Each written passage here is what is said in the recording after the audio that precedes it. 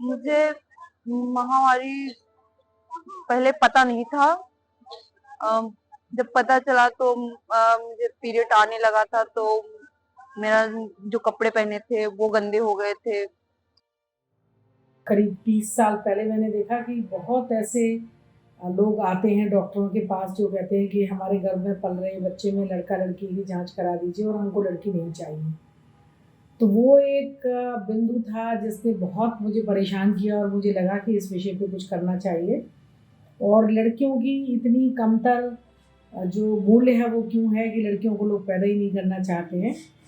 तो वहाँ से लेके मैंने लड़कियों के उत्थान, उनकी सशक्तिकरण, उनके आगे बढ़ने के लिए उनकी पढ़ाई लिखाई, उनके जीवन कौशल और उनकी और किस तरह से उनके जीवन में बेहतरी आ सकती है, उसके लिए उनको किस तरह उनकी गरिमा को बढ़ाया जा सकता है, किस तरह उनके पारिवारिक स्थान एक दिया जा सकता है और किस तरह उनके मूल्य को बढ़ाया जा सकता है, उसके प्रति काम करना शुरू किया। तो उसमें बहुत सारी जो लड़कियों के लिए बाधाएं होती हैं, उसमें एक बाधा है उनको माहवारी का आना, क्योंकि इस पर बहुत समाज में चुप्पी है। लड़कियां भी चुप्पी के दायरे में रहती हैं, वो अपनी बात को कह नहीं पाती।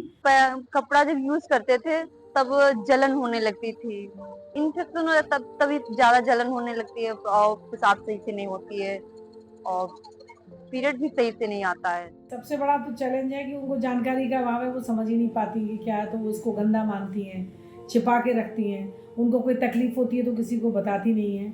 दूसरी समस्या है कि उनको प्रोडक्ट मिलना, कैसे वो अपने आप को संभालें, कौन सा साधन इस्तेमाल करें, इसके बारे में जानकारी नहीं होती, या इतनी उनके पास अर्थव्यवस्था नहीं होती कि वो उसको खरीद पाएँ।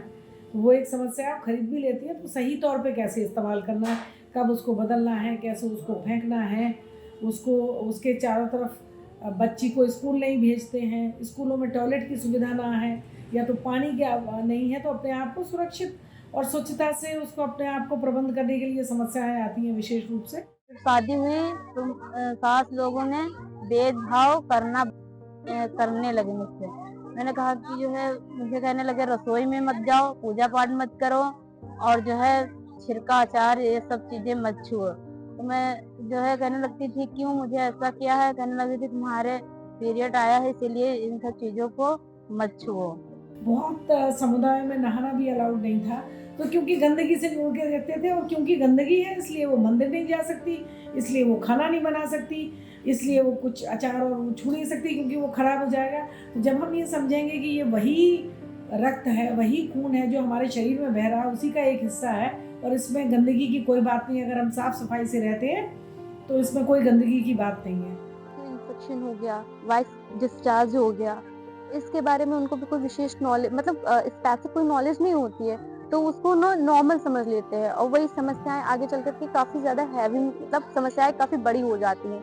न सिर्फ स्वच्छता बल्कि उसके आसपास स्वास्थ्य की क्या आवश्यकताएं हैं, उसके लिए समस्याएं क्या हैं। वो समस्याएं पारिवारिक हो सकती हैं, सामाजिक हो सकती हैं और बहुत बड़े दायरे में हो सकती हैं। स्कूल में समस्याएं हो सकती हैं, उसके कार्यस्थल पे समस्याएं हो सकती हैं। इसको लेके हम लोग करीब ये जो ऑर्गेनाइजेशन है वात्सल्य जिसमें मैं काम करती हूँ, ये करीब लगभग 30 वर्ष पुरानी संस्था है और पिछले करीब 12-13 सालों से हम लोग बहुत सघन रूप से महामारी के विषयों पे जागरूकता कर रहे हैं। इस कार्यक्रम में महिला की महामारी से रिलेटेड जो समस्याएं हैं उन समस्याओं का नियोजन और समाधान करने के लिए आयोजित किया गया है। इसमें महिलाएं जो अपनी समस्या जो बता नहीं सकती उनके बारे में भी जानकारी मिलेगी और जिससे वो प्रशिक्षित होकर के अपनी जो समस्याएं हैं उनको जो है प्रेजेंट करेंगे। जो एरियाज हैं यहाँ की जो एजुकेशन पॉलिसी है वीमेन के तौर पे वो बहुत लो में है, तो अभी जिन महिलाओं पे जो कार्यक्रम चलाए जा रहे हैं उनके जो जिस कार्यक्रम चलाया जा रहा है उनके योगदान से काफी महिलाएं शिक्षित हुई हैं।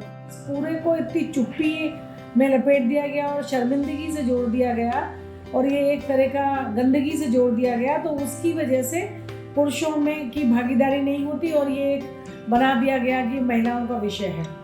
लेकिन इस चुप्पी को ही तोड़ने का जो काम है वो अभी हो रहा है और जहाँ कहीं हमने लड़कों से गहराई से बात की है तो उन्होंने सबने कहा है कि हम इसके बारे में हमने सुना तो है लेकिन हम इसके बारे में कुछ जानते नहीं है, लेकिन हम सब जानना चाहते हैं। और जब वो जानते हैं और जब वो इस कार्यक्रम को समझते हैं, इन बातों को समझते हैं, तो वो कहते हैं बहुत आवश्यक है कि हम भाई के रूप में बहन की मदद कर पाएँ, पति के रूप में पत्नियों की समस्याओं को समझ पाए और पिता के रूप में बच्ची की आवश्यकताओं को, अपनी पत्नी की आवश्यकताओं को पूरा कर पाएँ। इसलिए महामारी के ऊपर बात करना, उसके चारों तरफ लोगों में इसके लिए जागरूकता फैलाना कि एक सामान्य प्रक्रिया है और एक ईश्वर की देन है, क्योंकि ये बताती है कि वो लड़की माँ बनने के लायक है।